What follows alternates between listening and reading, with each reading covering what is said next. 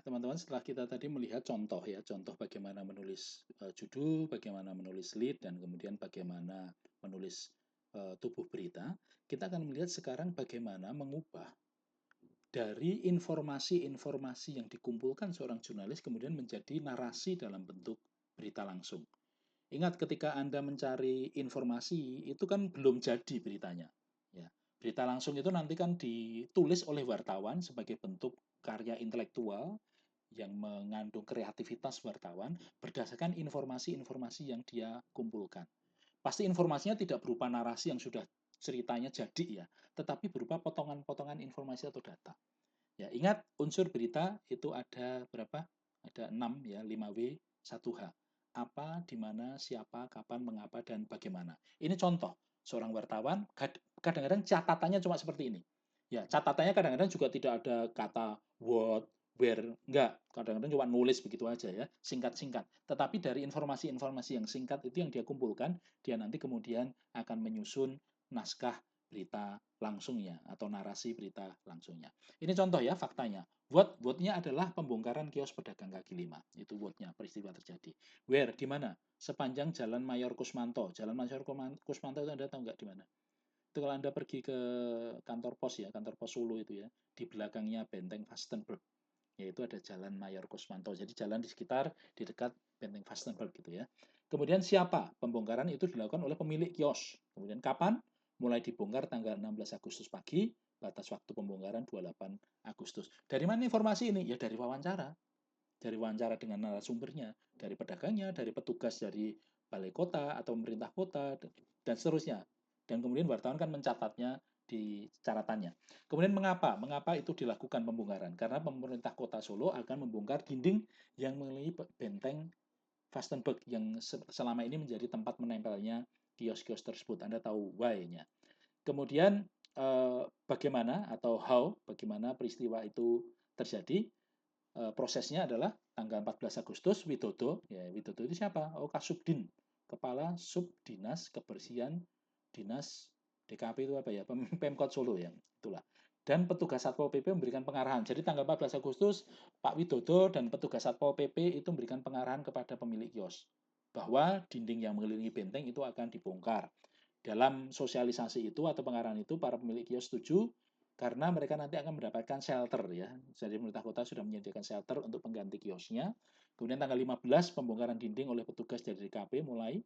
Ya, kemudian tanggal 16 pemilik kios mulai melakukan pembongkaran, mendapat bantuan truk untuk mengangkut barang dagangannya. Nah, ini adalah fakta-fakta yang dikumpulkan oleh seorang wartawan ketika dia melakukan liputan. Ketika dia melakukan wawancara atau dia mungkin observasi ke lapangan, ke lokasi kejadian itu, dia mencatat itu, menuliskan fakta-fakta itu. Nah, kemudian dari fakta-fakta yang dikumpulkan, dari potongan-potongan informasi yang dikumpulkan itu, kemudian dia menyusun menjadi format berita langsung. Yang contohnya seperti ini ya. Ini real ya. Ini sebenarnya ada berita langsung, tetapi ini saya samarkan apa namanya. Judulnya adalah Kios PKL di Jalan Mayor Kusmanto dibongkar. Ya, judul singkat, padat, jelas. Hanya dengan membaca satu kalimat judul, orang atau pembaca sudah tahu apa isi peristiwanya. Peristiwanya adalah kios PKL di jalan itu dibongkar. Kemudian, karena ini berita langsung, straight news, harus ada cirinya yaitu timeline. Solo, suara Solo. Kalau modelnya solopost.com tadi yang contoh sebelumnya kan solopost.com, Solo. Ya, jadi ini tergantung style masing-masing media itu bisa. Tapi ini biasanya untuk straight news pasti dicantumkan di sini untuk menunjukkan bahwa ini adalah straight news. Nah, kemudian mulai Kamis 16.08 pagi, sejumlah kios pedagang kaki lima PKL sepanjang Jalan Mayor Kusmanto dibongkar sendiri oleh para PKL, menyusul dibongkarnya dinding yang mengelilingi benteng Vasenberg yang selama ini menjadi tempat menempelnya kios-kios tersebut. Lead-nya, apa peristiwanya? Sejumlah kios dibongkar. Betul ya. Di mana terjadinya? Atau where? Jalan Mayor Kusmanto. Kapan kejadiannya? Kamis. Ya. Mengapa? Karena apa? Dinding itu akan di, dibongkar oleh pemerintah kota. Ya, dinding yang selama ini tempat menyempet. Nah, ada what, who, when, where, dan why-nya sudah muncul di sana. Sehingga ini lead yang cukup baik. How-nya akan dijelaskan di dalam batang tubuh yang lebih panjang lagi ya. Ya. Pembongkaran dinding ini kan mulai bicara soal how ini. Alinea kedua sudah bicara tentang how. Ya, proses bagaimana pembongkaran kios-kios PKL itu dilakukan. Pembongkaran dinding itu mulai dilakukan oleh petugas sejak hari Rabu.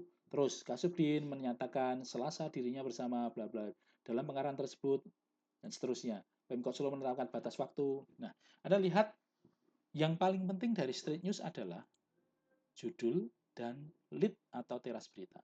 Hanya dengan membaca dua bagian ini, orang sudah tahu isinya apa. Kalau dia tertarik ingin baca lebih lanjut, dia akan bisa membaca detil-detil informasi yang ditulis dalam batang tubuh berita. Tetapi kalau tidak, dia cukup. Dia tahu ada peristiwa. Oh, tanggal sekian itu kiosnya dibongkar semua. Dia sudah tahu peristiwa itu terjadi ya. Jadi ini adalah contoh berita langsung.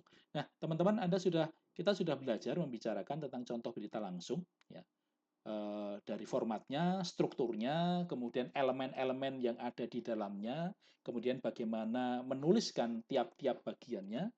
Saya berharap bahan ini akan menolong Anda untuk bisa melakukan latihan produksi membuat berita langsung, dan itu nanti akan menjadi penugasan-penugasan Anda sampai akhir semester. Jadi secara teoritis kuliah kita sudah selesai secara bahan ya, materi. Karena Anda sudah tahu bagaimana cara menulis berita langsung. Dan untuk pertemuan-pertemuan berikutnya, untuk sesi-sesi berikutnya isinya adalah latihan.